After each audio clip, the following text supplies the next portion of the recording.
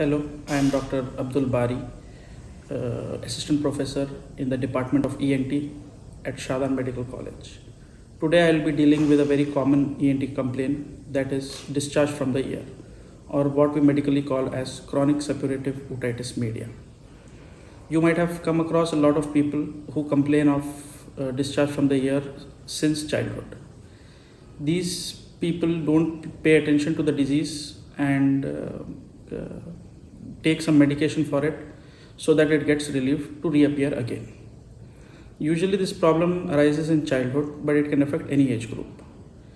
And it is always preceded by a upper respiratory tract infection like acute tonsillitis, acute rhinitis, or acute sinusitis. This happens because the throat is connected to the ear through a eustachian tube. This eustachian tube is shorter and wider in children than compared to adults. So the infection from the throat will tract upwards into the ear. This is when the child will complain of ear fullness and pain in the ear. As this progresses, there will be collection of pus in the middle ear. This collected pus will try to find a way out and will rupture the eardrum, and this is when the discharge from the ear starts. If the mother takes prompt action at this point, there is 100% recovery. But if there is some mismanagement or treatment is delayed or precautions are not taken, like keeping the ear dry, keeping the head end elevated during feeding, or using any other home remedies, then the infection can persist even into adult life. This opening in the eardrum will expose the middle ear to the external environment and will cause hearing loss also. In adults, the most common complaint is that they won't be able to go for a swim, because whenever they go for a swim, the water enters the middle ear and this leads to pain and discharge from the ear. Or the person might complain that he is having ear discharge whenever he has common cold. So all these can be treated by using some antibiotics, antihistaminics, or ear drops, and it will subside. But these are all temporary measures, and chronic infections will lead to other complications like the spread of infection to other areas around the ear, the most important being the brain. So the surgical treatment is the final treatment for it.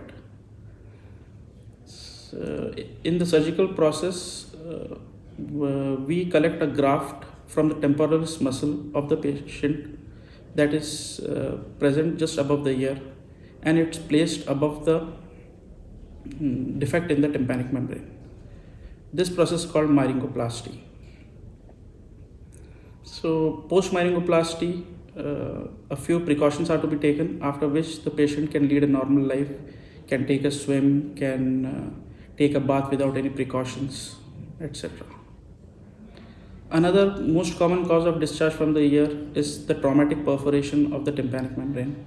That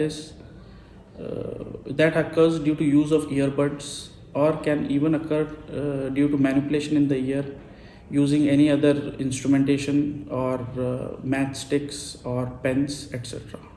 This will heal normally it will heal effectively, but if some precautions have to be taken, like water should not be allowed inside the ear, and no home remedies should be followed, like application of hot oil to the ear, and no eardrops to be applied. So in those conditions it will heal, but if these are not followed, it might lead to complications and persistent ear discharge. Then again, the treatment for which would be myringoplasty. And the third most common cause of discharge from the ear, especially in the month of monsoon, is the fungal infection of the external auditory canal, also called otomycosis. This presents with symptoms of pain and itching in the ear.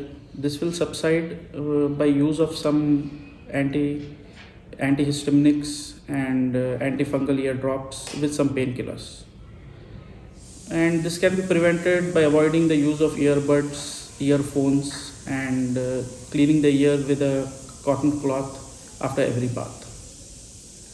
So finally, I would like to conclude that if someone has discharge from the ear, he should consult a specialist, because all the conditions of the ear have to be treated only after they have been examined using an otoscope or an endoscope. Any treatment given without examination of the ear will only delay the treatment, lead to complications and need of surgery at a later date. Thank you.